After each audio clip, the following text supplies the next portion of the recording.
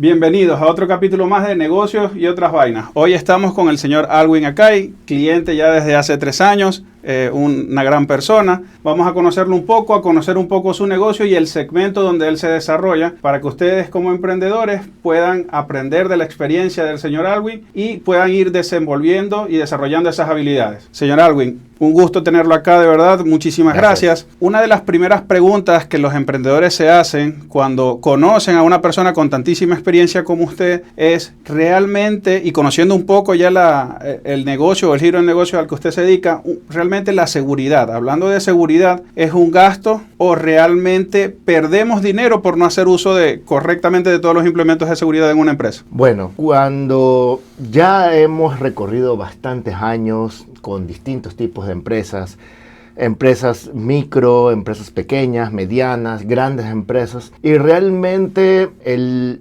tema va principalmente por la experiencia, ¿no? En el inicio, el dueño de empresa muchas veces considera esto como un gasto. O sea, simplemente hay que comprar los equipos porque viene una inspección, porque le dicen de que viene el mínimo necesario, el ministerio, y que sí, el mínimo necesario, ¿no? Entonces, claro, yo lo diría así: todo está bien mientras no pase nada. Y es lo mismo que pasa, por ejemplo, en tu área, en la parte contable, ¿no? Yo puedo estar reportando lo que yo quiera dentro del SRI mientras el SRI no se dé cuenta, me notifique, mientras no pase nada. Entonces, ¿el problema cuándo viene? El problema es cuando hay problemas, justamente, ¿no? Entonces, muchas veces a nosotros nos llaman ya cuando pasó el accidente, pasó la enfermedad, pasó que me llegó una notificación, una glosa, que sí, ahora, doctor, ¿y ahora qué hago con todo esto de aquí? No somos preventivos, sino reactivos. Correcto,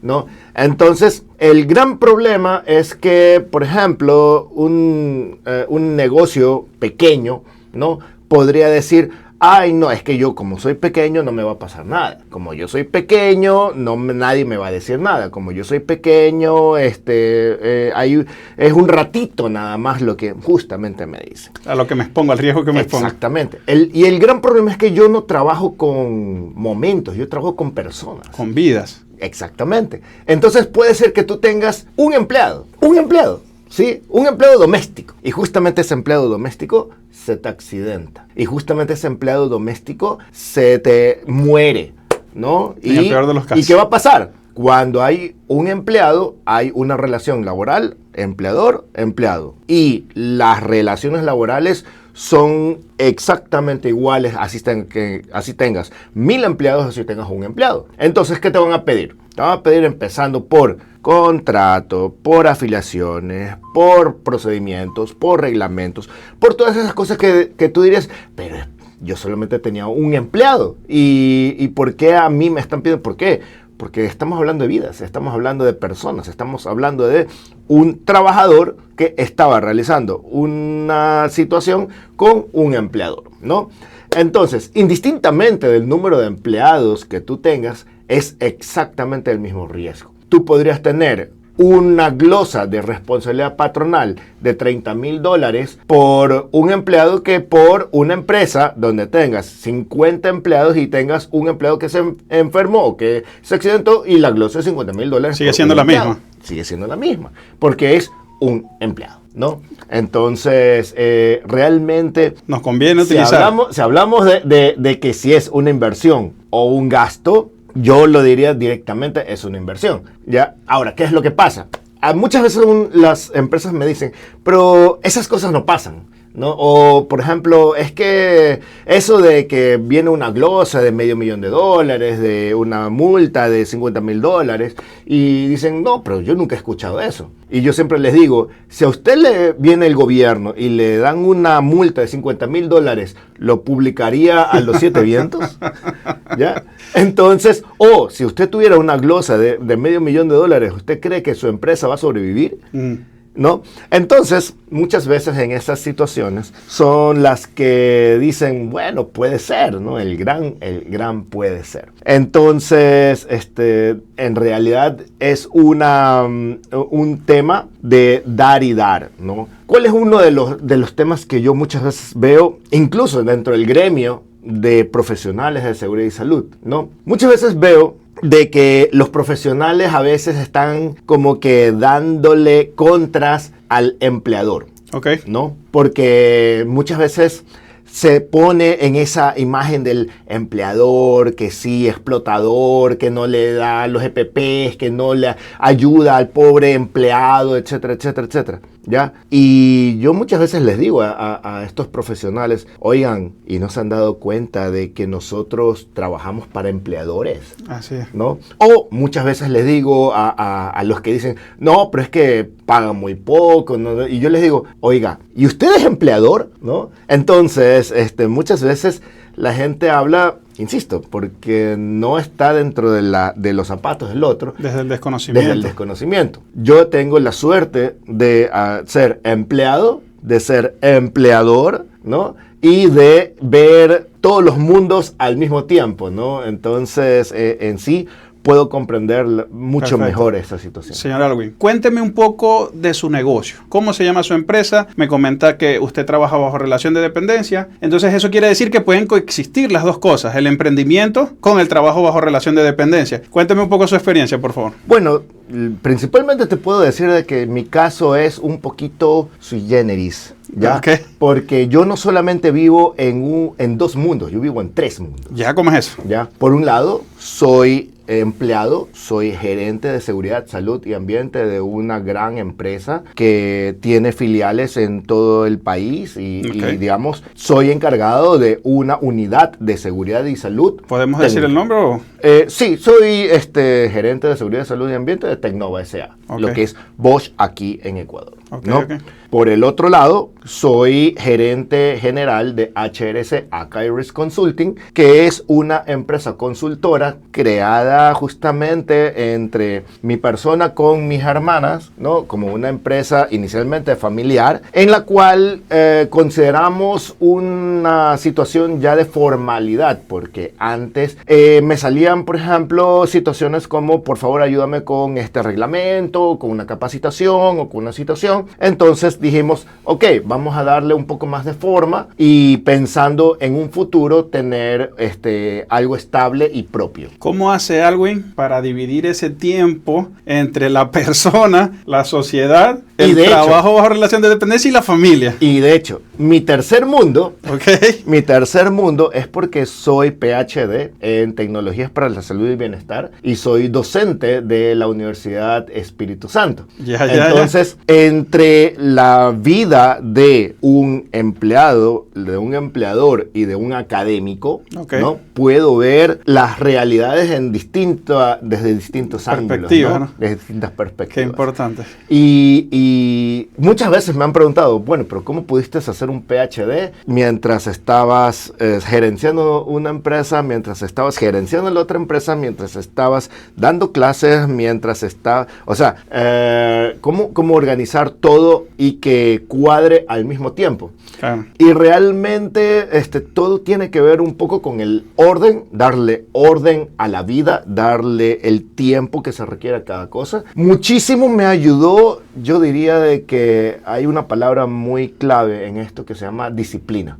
¿No? Durante muchos años yo he practicado artes marciales, ¿no? Soy también instructor de artes marciales, entonces eso me da un poco de disciplina, constancia y algo súper importante en todo esto, que es paciencia, ¿no? Entonces, realmente darle el tiempo al tiempo. Claro, todo esto también depende un poco de suerte, ¿no? De que, por ejemplo, en el tema de el doctorado y de la parte académica, de la parte de investigación y de la parte... O sea, es juntar todo. Entonces, por ejemplo, mientras yo estaba investigando sobre mi tesis fue una aplicación de que lo hice dentro de la empresa donde soy empleado y que poco a poco también lo iba desarrollando para aplicarlo dentro de HRC, ¿no? ¿Cuál es la propuesta de valor, entendiendo que su negocio vende tranquilidad, vende seguridad a sus clientes? ¿Cuál es la propuesta de valor que HRC y que usted como persona, como gerente de esa empresa, hablando ya en la parte profesional, como gerente cliente de HRC, ¿cuál es esa propuesta de valor para los clientes? Ok, cuando formamos HRC y a medida que se ha desarrollado HRC, nosotros hemos tratado de más bien acoplarnos a las distintas realidades de nuestros clientes. Okay. A veces nuestros clientes nos vienen con situaciones tan sencillas como que, doctor, no tengo nada, ayúdeme. ¿Cómo hago para ponerme en regla? ¿No? Es algo bien frecuente en algunos clientes, sí. La verdad. ¿Cómo me regularizo? Entonces, simplemente, bueno, empecemos desde cero, ¿no? Tenemos que hacer un plan, tenemos que hacer todo un diagnóstico, tenemos que aplicarnos y realmente yo tengo clientes que tienen desde 3 empleados hasta clientes que tienen más de 500 empleados, ¿no? Okay. Entonces, armamos una propuesta de valor en función de lo que requieren. Okay. Porque no todos son iguales, no todos tienen lo mismo, no todos, a veces hay algunas empresas tienen algo de donde yo me puedo agarrar y yo digo, a ver, cojamos esto de aquí y lo transformamos en esto de acá. Okay. Y en alguno de los casos es que nosotros nos especializamos en situaciones especiales, okay. Ya, en proyectos especiales. Esos son los proyectos que a mí más me gustan. O sea, su propuesta de valor, entonces, aparte de la tranquilidad y seguridad que ofrece su negocio, es experiencia. Claro. Y específicamente especialización en algunos problemas bien puntuales, por lo que entiendo. Es. ¿Cuáles son esas especializaciones que tiene su empresa? A ver, a nosotros nos han contratado para proyectos, por ejemplo, de evaluación de seguridades viales. Okay. ¿No? Para ver rutas de camiones dentro de unas empresas muy grandes, ¿no? En donde hemos tenido que poner cámaras, evaluaciones de drones, evaluaciones de rutas críticas, evaluaciones de probabilidades de choque y de colisiones, de cruces peatonales con vías, por ejemplo. Eso fue un proyecto específico. Otro proyecto, por ejemplo, que te comentaba, un call center que nos está pidiendo, ayúdenos a reducir la ergonomía ambiental de ruido de fondo, okay. Por medio de aislamiento acústico. Entonces, eso muchas veces la gente lo ve, no, pero es que es ruido. No es ruido, no es un riesgo físico, es un riesgo ergonómico. Entonces, va por ahí. Interesantísimo. Y eso me abre una pregunta bien importante. Entonces, la seguridad no solamente abarca el casco, las botas, el chaleco, que normalmente dice la gente, bueno, ya con eso cumplo. Uy, no, eso es la punta del iceberg. Ya. Justamente hoy me estaba llamando una doctora, una colega, que me estaba preguntando sobre metodologías de evaluación de edificio enfermo. Y yo le comentaba, esto de aquí, tú tienes que hacer un estudio de cohortes para hacer una evaluación epidemiológica entre la población trabajadora que está expuesta versus también la evaluación higiénica de los factores ambientales a los que están expuestos. Ya. Entonces, la parte de prevención de riesgos laborales, ¿no? Muchas veces la gente dice, eso es solamente seguridad y salud. Casquito, botas y se acabó. Y el técnico y el médico. Okay. Y la gente no sabe de que en realidad son 5 ramales las que nosotros manejamos, ¿no? Que son seguridad, higiene, salud, ergonomía y psicosociología. Okay. Entonces, esta gran bola, ¿no? El gran mundo de lo que nosotros nos manejamos tiene que ver con justamente al final la salud y el bienestar de los trabajadores. Perfecto, muy bien. Francamente, conozco un poco más del sector porque no lo conocía. Pregunta para seguir conociendo un poco su negocio, ¿no? Ya un poco volviendo a los inicios del negocio, ¿cuál fue ese primer contrato grande y cómo hizo para conseguirlo cuando inició su emprendimiento? Bueno, yo diría de que yo comencé dando capacitaciones, ¿no? Okay. Muchas veces me llamaban institutos, me llamaban consultoras, me llamaban gente para dar capacitaciones, okay. ¿no? Uno cuando da capacitación, lo que me gusta es que cuando tú enseñas, estudias 3 veces, ¿no? Entonces, ya te dan los lineamientos para poder ayudar a muchas preguntas, mucha gente que tiene en sí. Poco a poco, digamos, me fui haciendo conociendo en el medio, ¿no? He sido, yo diría, profesor de posgrado de las maestrías de seguridad y salud aquí en el Ecuador de más de la mitad de las universidades que han dado esta maestría. O sea, yo podría decir que muchos de los profesionales de seguridad y salud también han sido alumnos míos. Entonces, poco a poco uno se va haciendo conocido, ¿no? Bueno, de los grandes proyectos que hemos tenido han sido por contactos, ¿no? Por referencias, confianza de la gente, y en la cual al principio yo mismo trataba de atenderlo, ¿no? Yo mismo trataba de lidiar con procedimientos, con reglamentos, con las capacitaciones, pero llega un momento en que tú dices, a ver, aguanta, porque cuando tú comienzas a tener errores, ¿no? Comienzas a tener una mala calidad de servicio. Así es. Entonces comienzas a darte cuenta, a ver, esto no lo puedo hacer solo. Así es. Y comienzas a decir, ¿sabes qué? De todas las personas que yo conozco, esta persona me puede ayudar. Esta persona sabe de esto. Esta persona le doy una confianza para hacer esto, ¿no? Entonces, no solamente alumnos, sino también amigos, porque yo creo que a veces es más importante la confianza que el conocimiento. Okay. ¿Ya? Yo siempre, y la gente que trabaja conmigo, que ha trabajado conmigo, yo siempre le digo, mira, probablemente no tengas todavía todo el conocimiento que necesito que tengas, pero yo sé que si tienes la confianza, lo vas a poder lograr, ¿no? Y así hemos podido, digamos, capacitar a mucha gente, ¿no? Hemos podido, realmente hay una situación muchas veces que le pasa a las consultoras, que, por ejemplo, ponemos a un consultor aquí a una empresa, se vuelve muy bueno y luego quiere despegar solo. Y a lo cual, yo la verdad es que... Es algo muy normal. Sí, y yo siempre estoy un poco a favor de eso, porque al final de cuentas es formar gente. Correcto, yo de verdad que comparto ese criterio, comparto ese mismo pensamiento, porque yo soy contador, soy asesor de empresas, tengo un equipo grande y creo que si la persona aprendió bien y tiene la oportunidad de emprender solo, nosotros tenemos la oportunidad de formar a profesionales que en el futuro seguramente van a salir adelante. Sí, sin embargo, eso de allí te genera un compromiso también con uno mismo, ¿ya? Porque, por ejemplo, ¿qué pasa? ¿Qué pasa cuando un alumno se vuelve más fuerte que el maestro? Bueno, si nos vamos a las series animadas antiguas, eso es positivo porque el maestro enseñó bien.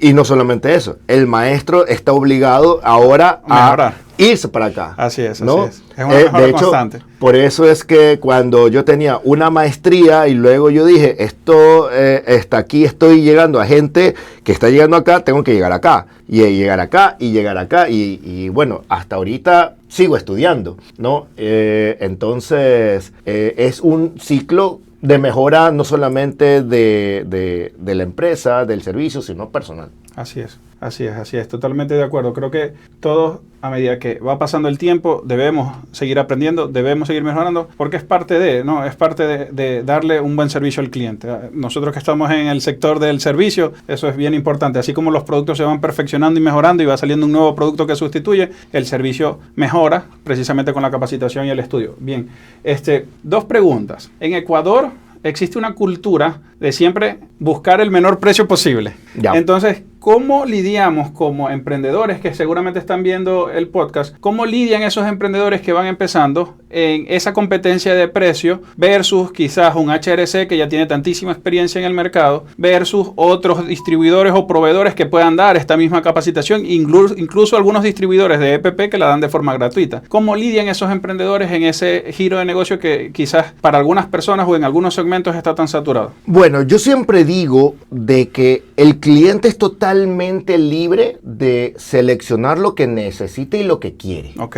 ¿No?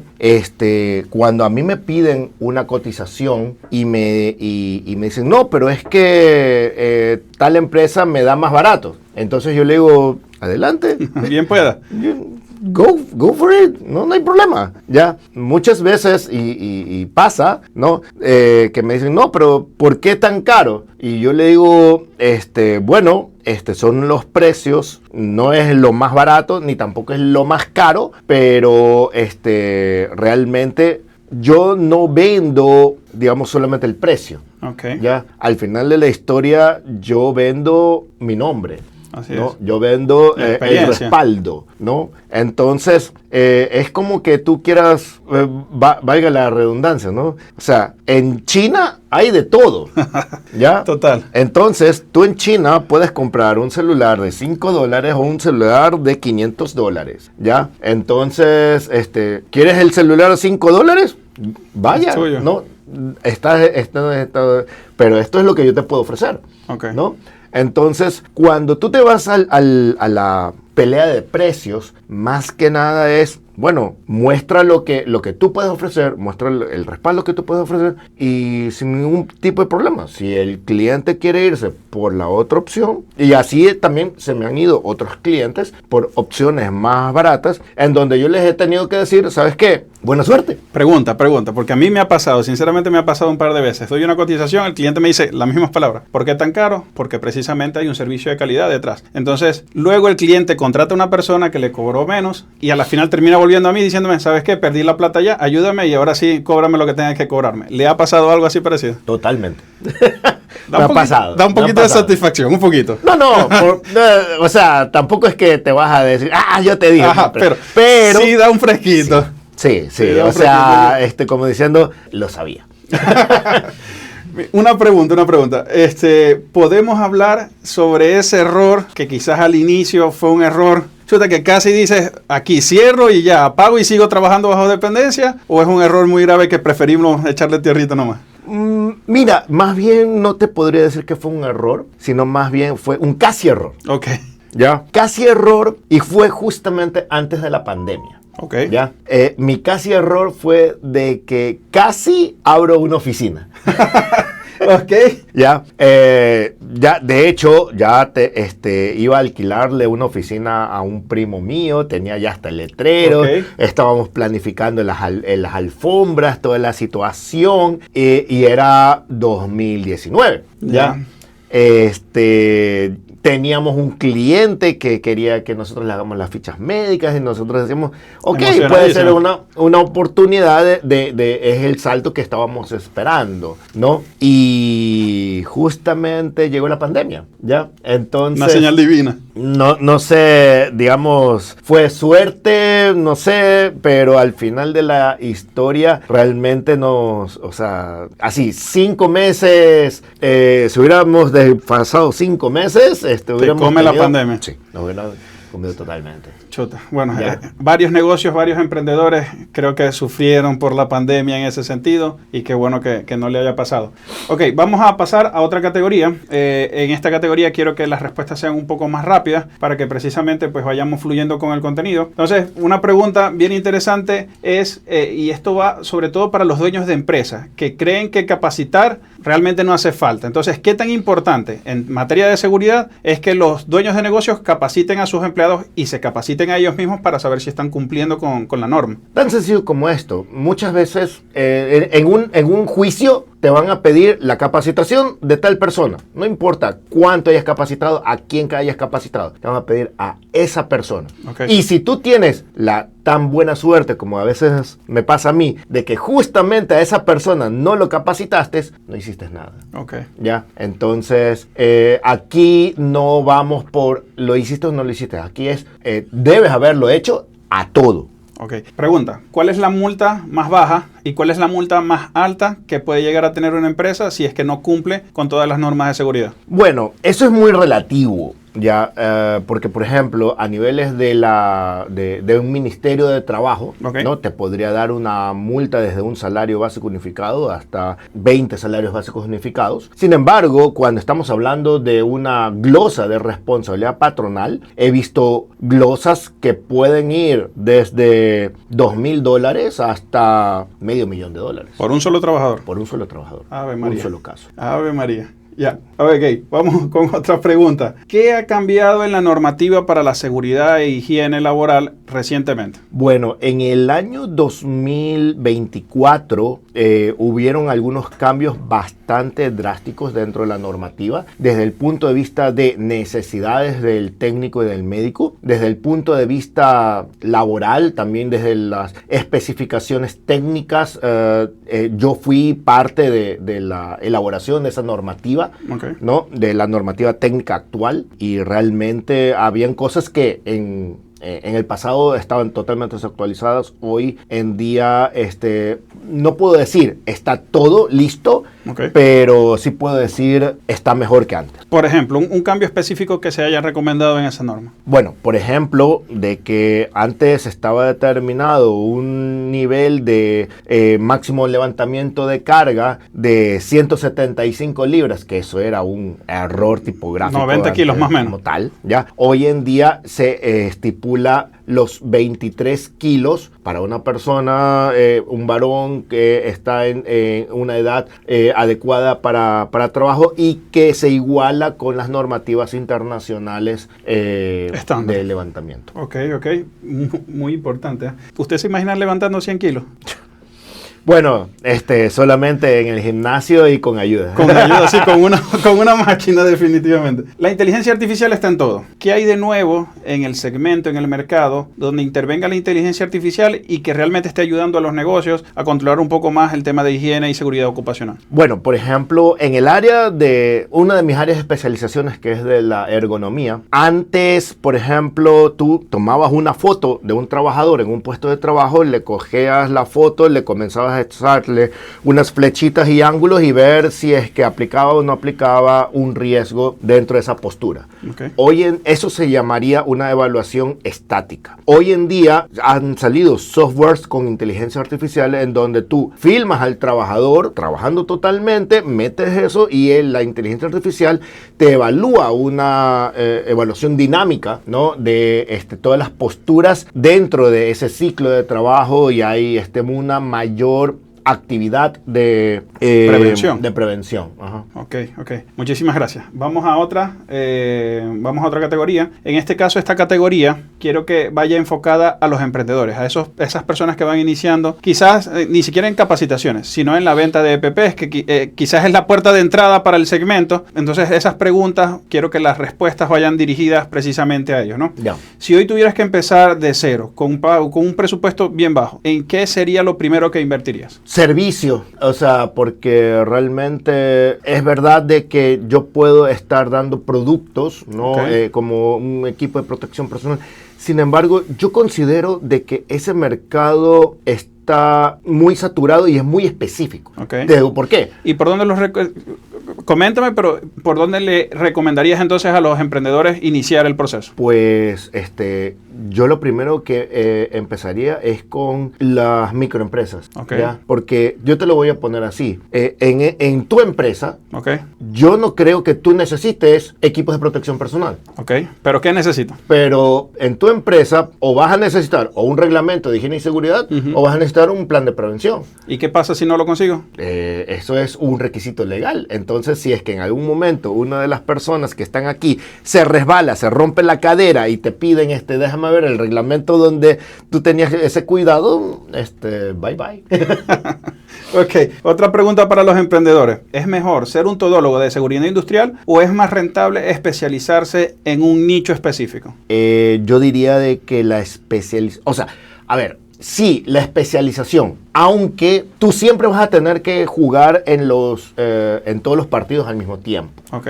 Ya, digamos, tú puedes ser un experto en seguridad, pero de ley tienes que saber algo de higiene, de ley tienes que saber algo de ergonomía, de ley tienes que saber algo de salud, porque, y de hecho, cuando yo he tenido que dar las maestrías en seguridad y salud, yo le he tenido que enseñar ingeniería a los médicos y medicina a los ingenieros, Okay. ¿no? Entonces, yo les digo, seguridad y salud es un mundo muy multidisciplinario. Ok.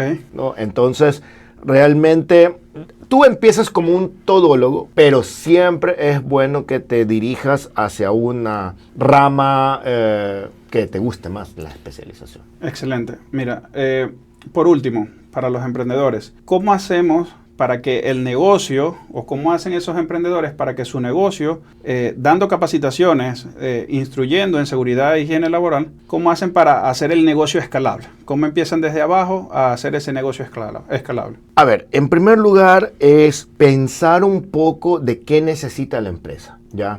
Muchas veces nosotros pensamos, no, es que yo tengo que dar la capacitación y casi que es de cuidar al trabajador y que el trabajador tiene la razón en todo y que, no, al final de la historia es pensar en que todo esto es un negocio sustentable. O sea, realmente la seguridad es parte del negocio. No es trabajar operativamente o trabajar con seguridad, es un y. Entonces, ¿cómo meter la seguridad en la parte operativa de todo negocio? Ese es el secreto. Entonces, yo siempre les digo a los muy técnicos, comienza a aprender de negocios. Y a los que no saben de la parte, o sea, son muy negociantes, yo les digo, comienza a aprender la parte técnica. Ok. Entonces, si la recomendación es aprende del giro del negocio y aprende a organizar tu negocio, ¿le recomendarías a aquellas personas que están empezando en su emprendimiento a controlar correctamente? Y yo sé de buena fe, porque lo atiendo desde hace 3 años, que usted maneja, pero allí la información financiera de su negocio. ¿Le recomendaría a los emprendedores controlar correctamente su contabilidad, ver de dónde provienen sus números? ¿Qué recomendación les daría por allí? O sea, una buena salud financiera es totalmente necesario para poder pensar en el futuro de un negocio. La salud financiera, la planificación del flujo de caja, ¿es solamente para las pequeñas empresas, las grandes empresas o las microempresas? Todas. Hasta una persona, ¿ya? O sea, en su vida personal. Por supuesto. Hasta incluso cualquier persona que haya pasado por matrimonio o cualquier, sabrá a la que me refiero, ¿no? Sí, o sea, definitivamente. Realmente hablar de no solamente una billetera, sino allá hablar de un conjunto, comienza a haber esos problemas. Peor cuando estamos hablando de una empresa. Así es. Tengo una información aquí como... estuve investigando un poco por internet sobre el mercado global, precisamente para lo que es protección personal, y encontré un dato bien curioso. La organizaciones internacionales, como la Agencia Europea para la Seguridad y Salud, estiman que por cada $1 que se invierte en prevención, el retorno para las empresas que están invirtiendo es de 2.20. Eso quiere decir que hay un rendimiento del 120%. Correcto. ¿Esa medida aplica específicamente para Ecuador? Lastimosamente, no como debería. ¿Ya? Yo tengo una teoría que siempre la hemos estado discutiendo con gente del gobierno, gente de técnica, gente de empresas, ¿ya? Y es que realmente hoy en día, ¿no?, la seguridad debería pagarse mucho más con un tipo de aportación variable de las empresas, tal cual como pasan en todos los seguros del mundo, ¿no? Cuando tú contratas un seguro, la prima del seguro te la dan en función del riesgo de la empresa. ¿Ya? Hoy en día, lastimosamente, la parte de seguridad social es justamente una constante, ¿ya? Pero esa constante debería tener un factor variable. Ese factor variable debería ser en función de la efectividad de tu prevención o como tal. Hemos puesto bastantes o algunas alternativas a esa idea, ya. Sin embargo, la estabilidad política del Ecuador tampoco es la mejor. Así es, ¿no?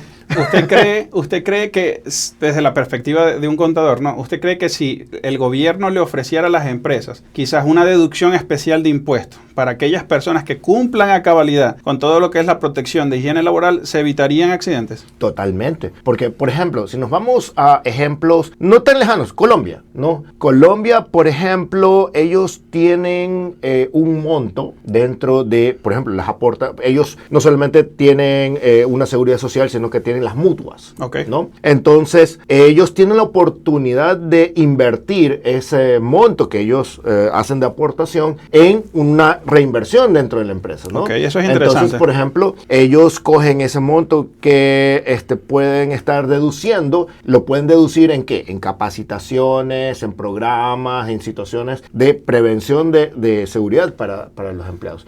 Excelente. Pero realmente son ejemplos que se ven alrededor del mundo. En Chile, en España también hay unos ejemplos muy parecidos. Otro dato curioso es que asimismo las organizaciones internacionales han determinado que capacitar y entregar correctamente los instrumentos para la protección personal para los trabajadores reduce el ausentismo. Eso está bien interesante y la verdad es que me hace un poco de ruido porque yo digo, ¿será que tengo que empezarles a dar más capacitación sobre higiene laboral a mis trabajadores para reducir el ausentismo? A ver, el ausentismo está muy relacionado a distintos factores de la parte laboral y de la parte personal, okay, ¿no? Entonces, yo siempre les pido a las empresas bueno, ¿cómo está su ausentismo y cómo se evalúa su ausentismo? ¿Ya? ¿Qué es lo que pasa, por ejemplo, cuando tenemos a un médico ocupacional? Y aquí es algo muy interesante. Cuando yo transformo a mis alumnos entre médicos generales a médicos ocupacionales. Entonces yo les pongo un ejemplo muy claro. Si usted fuera, vienen médicos generales a mi clase, ¿no? Y yo le pongo, si usted fuera un médico de la empresa, ¿no, verdad? ¿Cómo usted evaluaría al médico de empresa? ¿Ya? ¿Y cómo evalúan hoy en día a los médicos?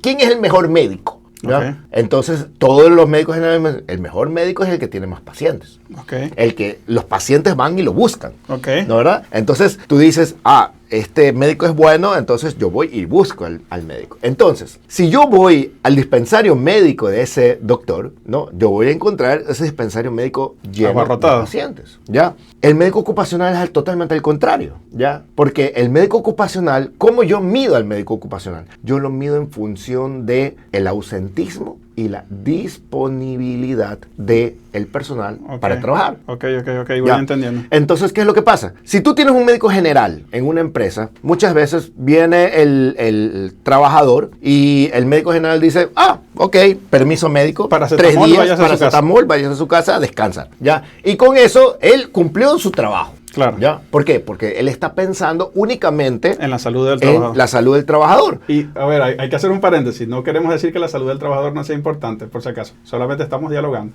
No. La cuestión está de que no es que el trabajador simplemente necesita descanso, sino de que ¿qué es lo que lo enfermó? Ok.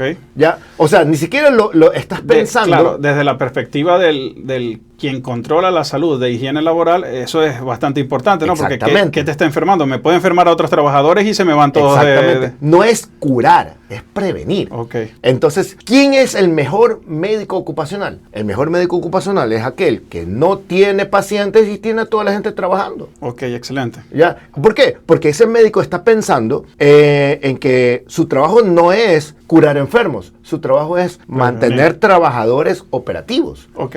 ¿Ya? Entonces, puede ser que un trabajador, por ejemplo, venga, me duele el brazo, muy bien, tómese esto, puede seguir trabajando, pero ya no haga esto. Okay. Pero eso, ¿cómo lo llegas a hacer? Conociendo el trabajo, ¿no? Conociendo la situación.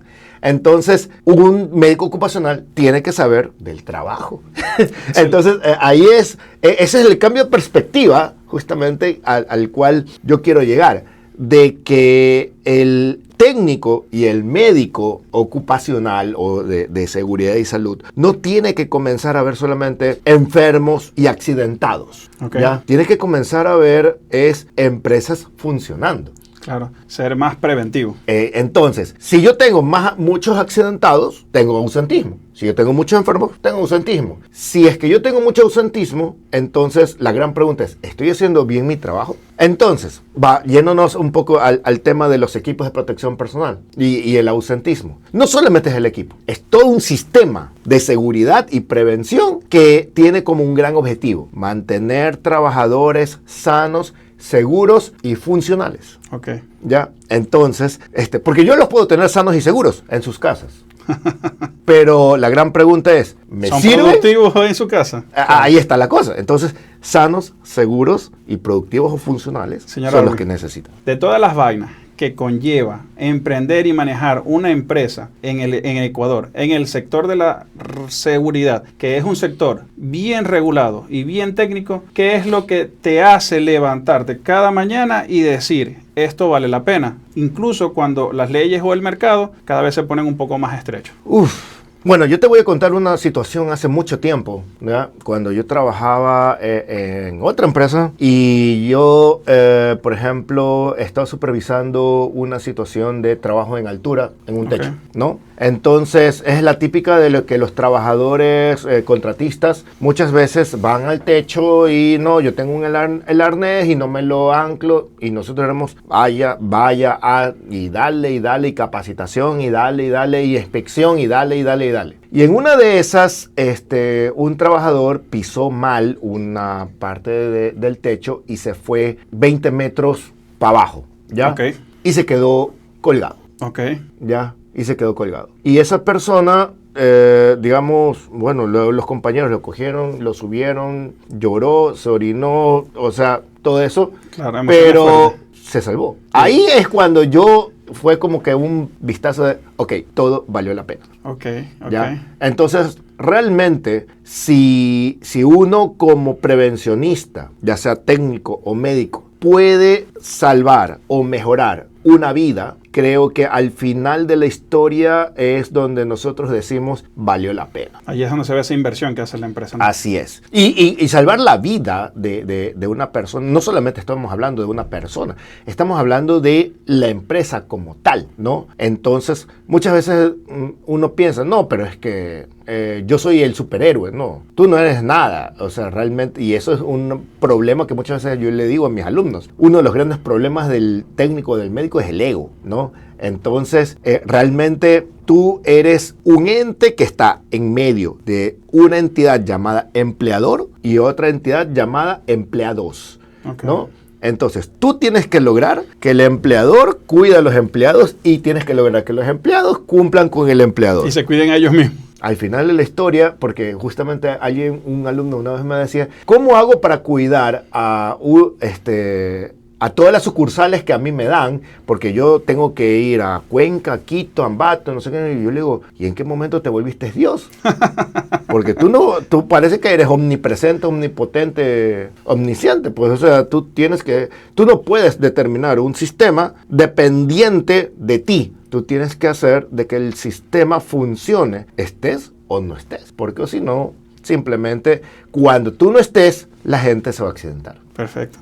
Señor Alwin, con esa última pregunta terminamos. Muchísimas gracias por haber venido realmente al podcast. A todos los emprendedores que nos están viendo, muchísimas gracias por acompañarnos en este capítulo nuevo de negocios y otras vainas. Espero que puedan darle me gusta, suscribirse, y si tienen alguna pregunta que quieran hacerle al señor Alwin, sus redes sociales van a salir en la parte de abajo de la descripción del video. Entonces, por allí pueden contactarse con él. Si tienen preguntas para nosotros, por favor, déjenlas, que con mucho gusto las vamos a estar respondiendo. Hasta luego. Nos vemos.